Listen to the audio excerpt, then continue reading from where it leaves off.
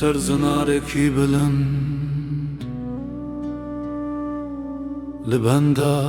سبەهانۆمە با ئێساریە بەرفەنبارێ چیرۆکە ساڵان ji dilê ha xêradê de dîrok bi hêsir nivîsîn dike û hax bixwîn re şahîd e ev destan e destana salek kûçû û salek ku tê.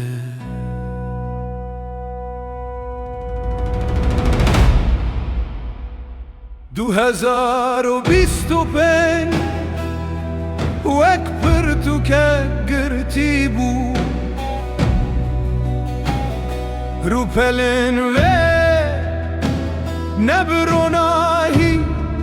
لێ بخوین و هەسر هاتنە نویسین ئاخ 2025 تو dilê gelê me kir Tirkê xeman tu çavên me ji rûyê azadiyê birçîhişt birînên me kûr bûn derdên me giran bûn me heval spartin axê me hêvî spartin bêdengî di şeva ser salê de dema ku şadî divê bibû em li kelaxeya tenê rawestîn saet got xatir xwestin lê rûh got ez hêjîl virim beşa duye vegera malê germiya nan û dil lê gel got bese hêsir rû bi tavê ve hat girtin gav li mala kevmdan li ser sifrê li cem de û bavê bila 2026 bibe sala bereketê ji bonan bila dayık negirî bila bav bi rûmet raweste ji bo her malekê dua hat kirin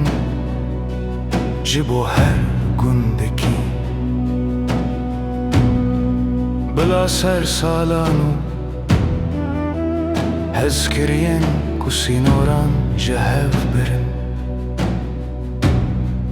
dîsa li hev bîne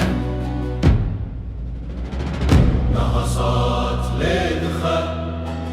2026 li ber deriyê ev ne tenê salek e ev mizgîniya çiyayên serbilind e ji Amedê heya Hewlêrê ji Qamişlo heya Efrîn deng tê dengê de hola azadiyê dengê rizgarî û yekîtiyê bila ev sal bibe sala şikandina tixuban di dilan de Kurdistan bibe baxçeyek ku em tê de bi aramî û rûmet bijin bijî salan û sala azad û serfiraz bijî 2026 sala ku zilm tê de dibe xelas ey gelê berxwedir serê xwe bilind bikin روژانا هلته تاری دروه زنجیر دکتن ینکو خستن گلن دا بکن دید تاری تیه ده بمینن ینکو ظلم کرن دیل برکل آزادیه بلرسن 2026 به سالا شار بونا مزن بلا گرتیگه دبستان ببن بلا شر نشانا سرکفتنه ببن ادی بس کولتی اوا خیامه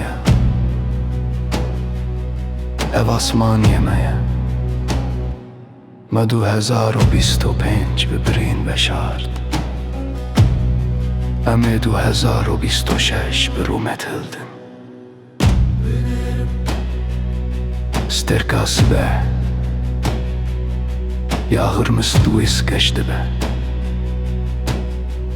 تیریج آزادی لروی هر زارو ککی کرتخه